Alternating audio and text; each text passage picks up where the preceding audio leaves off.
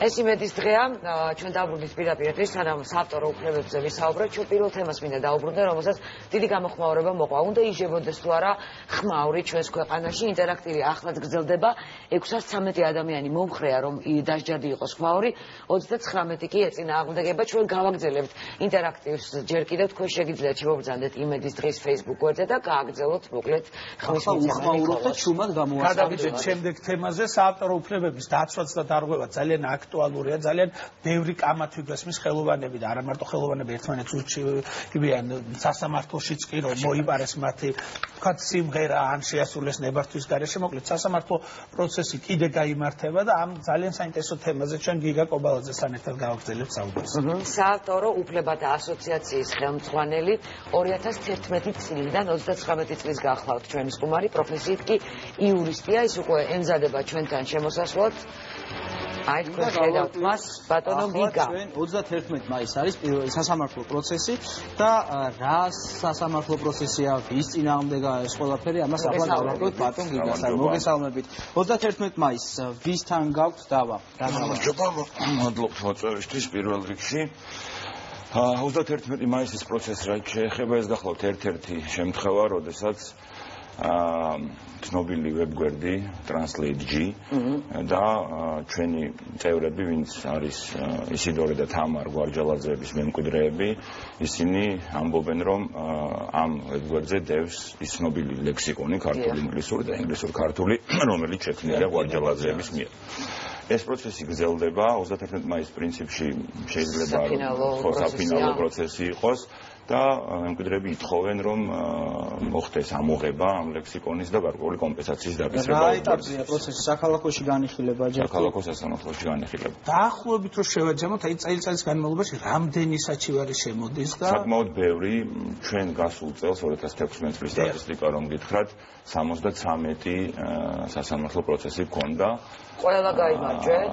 აქედან 30 პროცესი ჩვენი გამარჯვებით დამთავრდა, 29 შემთხვევაში ჩვენ მოურიგდით მხარეს და დანარჩენი გრძელდება დღემდე არ დასრულდა. ანუ ეტაპობრივად ვიზრდებით ამ კუთხითაც და ვსწავლოთ, რომ სხვის შემოქმედებას საბედნიეროდ გადავიხადოთ შესაბამისად. ეს კი, მაგრამ საინტერესოა ვიზრდებითო, წევრების რაოდენობა თუ გაიზარდა, მაშინ თქვენ ხართ ხელმძღვანელი 2011 წლიდან უკვე 6 წელი გავიდა. გაიზარდა, მე როდესაც მივედით ამ ასოციაციაში დაახლოებით 530 წევრი იყო და დღეს უკვე 1700-ზე მეტი ადამიანი ირიცხება ჩვენს რიგებში. ეს ბუნებრივია ნიშნავს იმას, რომ ნდობა გაზრდილია და ამ კუთხით, ამ მექანიზმით საავტორო უფლებების განხორციელება თუ დაცვა მათთვის მნიშვნელოვანია. ძალიან მნიშვნელოვანია, რომ თვითონ ავტორები, უფლების მფლობელები არიან გააქტიურებულები, რაზეც ზუსტად ეს სტატისტიკა მეტყველებს და თუ არა მათი აქტიურობა უძლური ვიქნებით როგორც ჩვენ, ასევე ნებისმიერი სხვა ორგანიზაციები. ჩვენ ახლა შეგვიძლია ვნახოთ სტატისტიკა ლიცენზიის გაცემასთან დაკავშირებით. ესე იგი 2016 წელს 769 ლიცენზია გაიცა, 462 ლიცენზია იყო თბილისში, 307 გახდათ რეგიონში. გაცემული ლიცენზიების დინამიკა თვეების მიხედვით ვითარდებოდა და საკმაოდ საინტერესო იყო. ყველაზე მეტი იანვარში დაფიქსირდა 88 ლიცენზია და შემდეგი არის ივნისი იყო, მე მგონი ყველაზე მეტი. იანვარის შემდეგ ჰონორების შეგროვება განაწილება ძალიან საინტერესოა. 2016 წელს აღებული ჰონორარი 30%-ით მეტია წინა წელთან შედარებით. წლის განმავლობაში შეგროვდა 4 მილიონზე მეტი, საქართველოში 3.942.071, საქართველოს ფარგლებს გარეთ 129.845. საკმაოდ დიდი მონაცემია და დაწუნებულად საკმაოდ დინამიური მონაცემია. ეს ყოველწლიურად იზრდება ჩვენ და საბედნიეროდ და სულ უფრო და უფრო მეტი ადამიანი სარგებლობს საავტორო უფლების გამოყენებისგან შეგროვებული ჰონორარი. ახლა გაქვთ მაგალითად ისეთი დავა, რომელიც მაგალითად უცხო ქვეყნის მოქალაქემ დაარღვია, თქვათ, საქართველოში მცხოვრები ხელოვანის ან მომღერლის ნებისმიერი. ასეთი დავა ამ წუთას არ არის, ქონია. კახაძისკარიძე და პანტიპროვი იყო ჩვენთვის ყველაზე გახმაურებული, როდესაც ერთ-ერთმა ბრიტანელმა DJ-მ განდაგანა გამოიყენა. მარტო სასამართლო წვითავს და ამრჩევს ტყუანმართავს თუ არის სპეციალური საბჭოები თქვა თეატრები კინომსწრაფები ვართ არასახელმწიფო ორგანიზაცია ჩვენ წარმოვადგენთ ავტორებს ვართ მათი ერთგვარი აგენტები და მათი სახელით მოქმედებთ ნებისმიერ მესამე პირთან ვინც იყენებს ავტორ უფლებას ჩვენ ერთადერთი მექანიზმი რომ დავიცვათ დარღვეული უფლება ავტორის არის ის რომ მივმართოთ სასამართლოს თუმცა ჩვენ შევიმუშავეთ შიდა მექანიზმით როდესაც ხდება ხოლმე რომ ესა თუ ის ნაწარმოებზე არის დავა თუ რომელი ავტორის არის ასეთი ნაწარმოები ჩვენ ქმნით ხოლმე სპეციალურ საბჭოს რომელიც ვცდილობთ მორიგებას და გადაწყვეტას იმ საკითხის რომ სინამდვილეში ვისი ასეთი რამდენიმე საბჭო შექმნილა ამ 5 წლის განმავლობაში და უნდა აღინიშნოს რომ საბჭოს გადაწყვეტილების შემდეგ არც ერთი მხარე სასამართლოში აღარ წასულა და მათთვის მისაღები ყოფილა კომპეტენტური ადამიანებისგან კომპლექტდება ბუნებრივია ასეთი საბჭო ერთი ესეთი მახსოვს ძალიან მყისიერად მოხდა თქვენი რეაგირება ერთ-ერთ კინოფილმზე დო ცნობილი იშხნელების სიმღერა და ძალიან მალე მოხდა ამ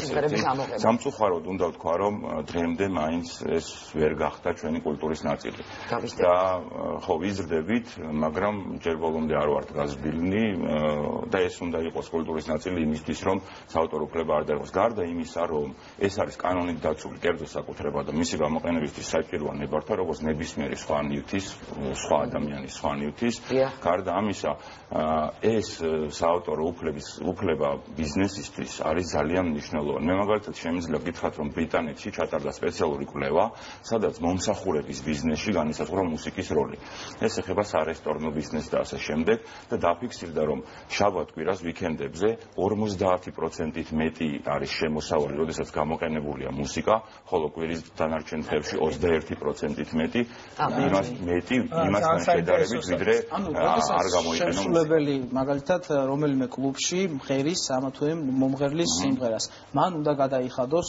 ჰონორარი ის შემსრულებელი არ იხდის ბუნებრივია იხდის კლუბის დაწესებულების ორგანიზაცია ადმინისტრაცია და ის ვალდებულია კონდეს თავის საქმიანობაში რადგან იყენებს საავტორო უფლებით დაცულ კომერციულ სარგებელს ნახულობს ამ შემთხვევაში მუსიკას მას კონდეს სპეციალური ნებართვას გავცემთ ჩვენ რადგან წარმოვადგენთ ავტორებს და ვართ მათი აგენტები თუ არ არის კლუბში და არის ზოგადად ფესტივალზე ან კონცერტზე დუღაშვილის ინციდენტი იყო ასეთი ისიც სამწუხაროდ ისმის ხოლმე კითხვა რომ როგორ წარმოვადგენთ ჩვენ უცხოელ ავტორებს ეს კითხვა დღემდე ძალიან აქტუალურია და მე ბევრჯერ ამიხსნია მაგრამ მინდა ეხლაც ვთქვა რომ ეს ძალიან მარტივი პრინციპით ხდება ყველა ქვეყანაში არსებობს ჩვენ ტიპის ორგანიზაცია ყველა ეს ტიპის ორგანიზაციას საკუთარ ტერიტორიებზე ვალდებულება აქვს აღებული აკონტროლონ დანარჩენი მსოფლიოს რეპერტუარი ჩვენ ყველასთან გვაქვს ხელშეკრულება ამ სტატისტიკაში არის რომ 150-ზე მეტი ქვეყანაა რომელიც არის ჩვენი ხელშეკრულების მხარე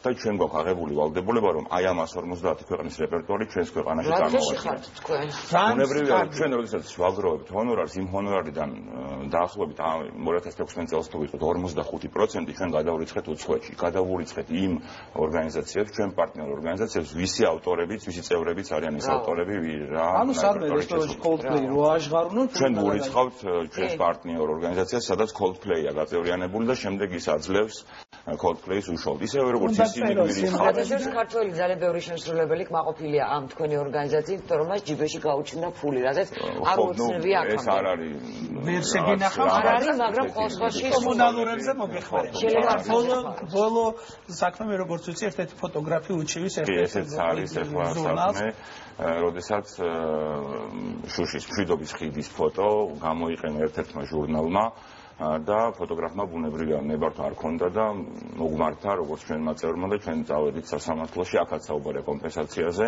და საუბარია იმაზე რომ პროცესი ჯერჯერობით მიმდინარეობს ჯერ არც კი ჩანიშნულა შეტანილია სარჩელი და ბუნებრივია ვითხოვს კომპენსაციას და შემდგომში ასეთი გამოყენების რამდენს ითხოვს ხოლმე ასეთ შემთხვევაში ადამიანი იცით როგორ არის როდესაც სასამართლოში მიდის კანონით დადგენილია რომ სასამართლოში თუ მიდის ავტორი ის ვერ მოითხოვს 10 მაგნა ოდენობაზე ნაკლებს ვიდრე ის მიიღებდა ლეგალური 10 მაგზე ნაკლებ მინიმუმ 10 მაგი ოდენობა უნდა მოითხოვოს ვიდრე ის როდესაც ის მიიღებდა ლეგალური 10 მაგი შეუძლია ხო 10 მაგიდან ზემოთ რამდენიც უნდა როგორც წესი ითხოვოს როგორ შენ ფანტაზიაზე ანუ თუ მისი ფოტოგრაფის 500 ლარი პირობითად ის სასამართლოში როდესაც წავა მინიმუმ უნდა მოითხოვოს 5000 ლარი 10 მაგი ოდენობა და უფრო მეტი კანონით არის ეს გამოიყენეთ ჩემი ფოტო სადმე ჟურნალში ჩემ დავკითხავ და მე მივმართავ გიგას ძალიან დიდი მადლობა წარმატებებს გისურვებთ საინტერესო გამოგვივიდა, მეგონი ძალიან ინფორმაციული დისკუსია გამოგვივიდა, მივხვდით, გავითავისეთ ჩვენ მაინც ის რომ თუ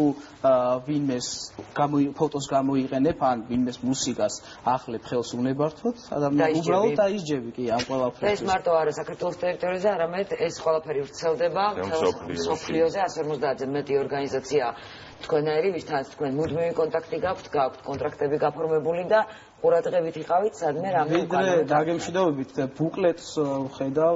ეს არის ის სტატისტიკა, რომელიც ჩვენ ყოველწლიურად ვაქვეყნებთ, ვურიგებთ ავტორებს, ავტორებს გვერდზე, უგზავნით საკვარტენს და იმ პარტნიორ ორგანიზაციებს უცხოეთში ვისთანაც გვაქვს ურთიერთობა. ყველაზე მეტი მომართვა მაინც რომელი სფეროდან? მუსიკა, იმიტომ რომ მაინც უფრო მოცულობითია ყველაზე. მე მაგალითად ხშირად მომისმენია კომპოზიტორების გულისწყრომა იმასთან დაკავშირებით, რომ სიმღერის შესავალი ჩემგან აქვს აღებულიო, მეორე ნაწილი მეორე და ხშირად ამბობენ ხოლმე კომპოზიტორები. ჯერჯერობით მაინც არ ვართ. კიდე ესეც მაინტერესებს, ხო თუ სიმღერა მთლიანად არ აქვს გამოყენებული, აი ეს კარგი რაღაც გამახსენე. თუ მთლიანად არ აქვს გამოყენებული, მაგალითად გამოიყენა ერთი კომპოზიტორის რაღაც მუსიკა და შემდეგ მეორე კომპოზიტორის ყველას უნდა გადაუხადოს.